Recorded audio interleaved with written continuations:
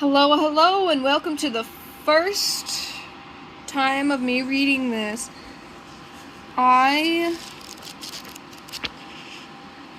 am reading Insignificant Events in the Life of a Cactus by Dusti Bowling. Here's some illustrations. And if you want, you can read that. I personally am just going to get straight into it. Chapter 1. When I was little, a kid pointed at me on the playground and shouted, "Her arms fell off," then ran away screaming in terror to his mom, who had to coddle him on her lap and rub his head for like 10 minutes to get him to calm down. I think up until then I hadn't thought about the idea that my arms must have actually fallen off at some point in my life. I had never really thought about not having arms at all. My missing arms weren't an issue for me, or my parents. I never once heard either of them say, "Oh no, Avon can't possibly do that because that's only for armed people." Or poor Avon is so helpless without arms. Or maybe Avon can do that one day, if she ever grows some arms. They always said things like, "You'll have to do this differently from other people, but you can manage. And I know this is challenging. Keep trying. And you're capable of anything, Evan." I had never realized just how different I was until the day that horrible kid shouted about my arms having fallen off. For the first time, I found myself aware of my total armlessness, and I guess I felt like I was sort of naked all of a sudden. So I, too, ran to my mom, and she scooped me up and carried me away from the park, allowing my tears and snot to soak her shirt.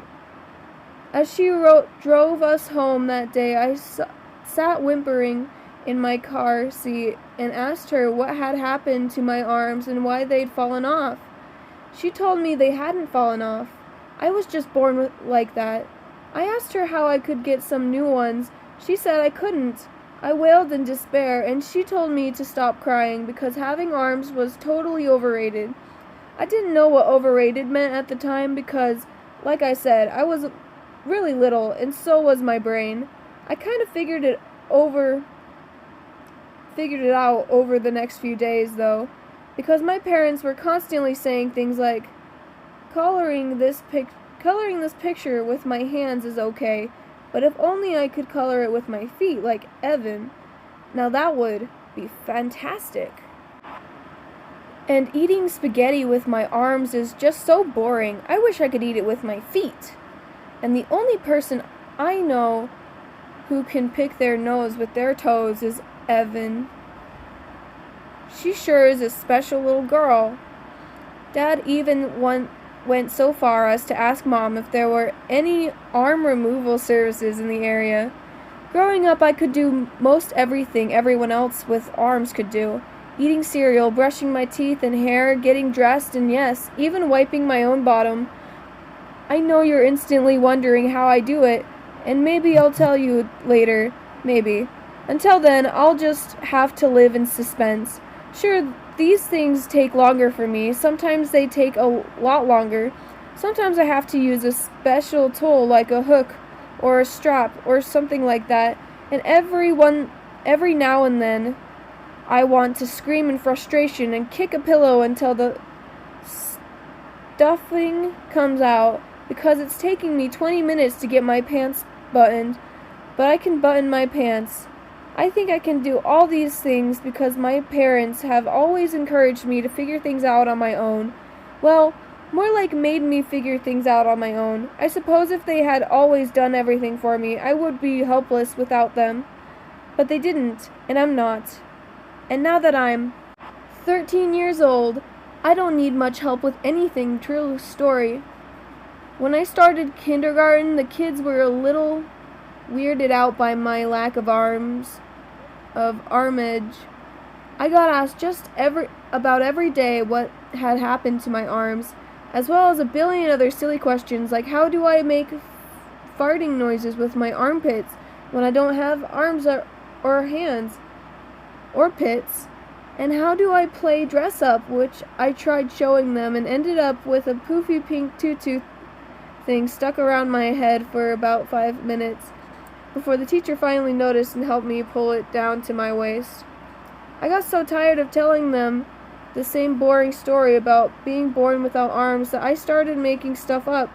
It was stinking hilarious. I know from the first moment I told a girl my arms had burned off in a fire, I had found a great hobby, making up stories. I loved the way that her eyes grew wide with shock and the way her voice went all high-pitched with excitement as she asked me a bunch more questions about my charred arms. What kind of fire accident? A wild forest fire burning out of control. Where? In the mountains of Tanzania. I honestly don't know where Tanzania was, or if it had any mountains. I think I had heard the name in an episode of Scooby-Doo or something. How old were you? Just a helpless baby. My mom barely rescued me in time. She pulled me from my burning crib and raced out of our flaming village, leaving a trail of fire all the way down the mountain as my arms burned to a crisp. They looked like 2 pieces of bacon. By the time we got to the village hospital, another kid standing nearby, cooked or uncooked. So I kind of traumatized her and had to have a meeting with my parents and the teacher later about my story. My parents squinted their eyes and pursed their lips and nodded their heads as the teacher told them, Avon told another child that her arms burned off in a wildfire in the mountains of Tanzania. She peered at them over her glasses, frowning. She also mentioned something about bacon. I had never seen such serious looks on my parents' faces before, like they were concentrating so hard on being serious, their heads might explode if they blinked. They said seriously they would talk to me about it and shook the teacher's hand seriously and gave me serious looks as we walked seriously out of school. But I could tell they weren't mad because all the way home, one of them would softly snort and then the other would giggle and then the other would shake from laughing but trying not to laugh out loud and on like that all the way home. They later told me just to be truthful so I didn't upset any other kids, and I did for a long time, but then one day in 5th grade we had a new kid come to our school. I had gone to the same school since kindergarten, so all my friends knew I was just born without no arms. When I sat down at lunch with this kid, he said, "Whoa, what happened to your arms?" All my friends were looking at me, and what can I say? It exploded out of me like an overfilled water balloon. I told him this crazy story about how I had rescued a puppy that had been tied to the train tracks just in time before a train nearly ran over it. Just in time for the puppy, but not for my poor, flattened arms. You should have seen this kid's face. Priceless. My best friend Emily burst out laughing, and my friend Kyla spit chocolate milk across the table. The new kid realized it was a joke and started laughing too. Pretty soon everyone was constantly asking me, "Hey Avon, where'd your arms go?" And I would have a new story to tell. Over time my stories got more and more ridiculous. Alligators wrestling in the Everglades in Florida. Freak roller coaster accident. Skydiving trips gone wrong. I had my stories as ridiculous as possible so people would always know I was joking.